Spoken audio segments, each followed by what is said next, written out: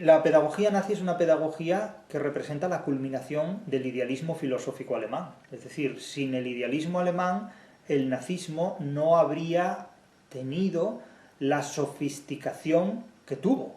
Eso no lo podemos negar. No estamos diciendo aquí que el idealismo alemán sea causa del nazismo, como alguna vez le plantearon a Gustavo Bueno, como si Gustavo Bueno hubiera dicho semejante cosa en su vida, jamás. No es eso.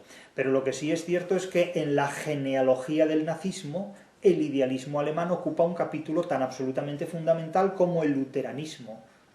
Eso no lo podemos negar. Tengas en cuenta que, por ejemplo, el ecologismo, como corriente contemporánea, es algo diseñado por la ingeniería del nazismo. La pureza del medio ambiente, el cuidado del medio ambiente, es decir, hasta tal punto podríamos decir que la supervivencia del Partido de los Verdes en Alemania debe en su genealogía su parte más fundamental al nazismo. Insisto, porque el nazismo fue quien puso sobre la mesa la pureza del medio ambiente y el cuidado extremo del medio ambiente, así como el animalismo, es decir, la sobrevaloración de los animales por encima de algunos seres humanos, como los judíos, por ejemplo.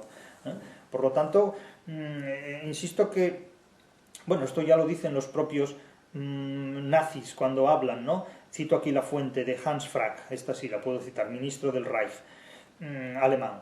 Es decir, contrariamente, la instrucción general del Reich debería ser siempre de índole idealista. Es decir, bueno, ¿cómo no van a serlo si es lo que han sido siempre, en definitiva, ¿no? De hecho, dicen los nazis, signo característico de la época materialista en que vivimos es el hecho de que nuestra instrucción se concreta más y más a las ciencias exactas, es decir, las matemáticas, la física, la química, etc.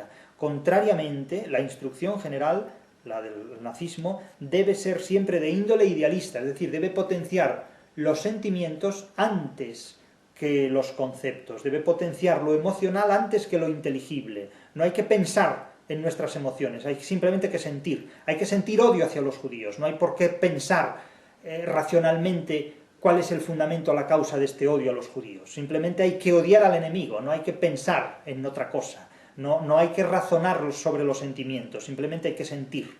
Esto es muy propio del nazismo, de tal manera que cuando la gente lo que está diciendo es hay que sentir y no hay que pensar tanto en lo que sentimos y tal, bueno, también lo decían los nazis esto, o sea que cuidado, porque estamos bebiendo de fuentes comunes, Todo lo que beneficia al pueblo es derecho, todo lo que perjudica al pueblo es delito. Esto puede decirlo cualquier nacionalista posmoderno de la España contemporánea, en este sentido. Otra de las grandes características del Estado nazi que señala José Sánchez Tortosa es que el Estado se convierte en el gran pedagogo, en el gran hermano de la pedagogía, ¿no? En el gran pedagogo. Eso es el Estado, que lo controla absolutamente todo. El Estado está por encima del conocimiento. El Estado, como suprema emoción de sus habitantes, está por encima de cualquier conocimiento racional de sus habitantes. El Estado está por encima del conocimiento de sus habitantes y es el que sanciona absolutamente todo. Y en parte así sucede también en la posmodernidad. Tengas en cuenta que el nazismo tiene mucho que ver con la posmodernidad. Y no podemos dejar de señalar aquí que la educación para el nacionalismo debe muchísimo, insisto, a la filosofía del idealismo alemán.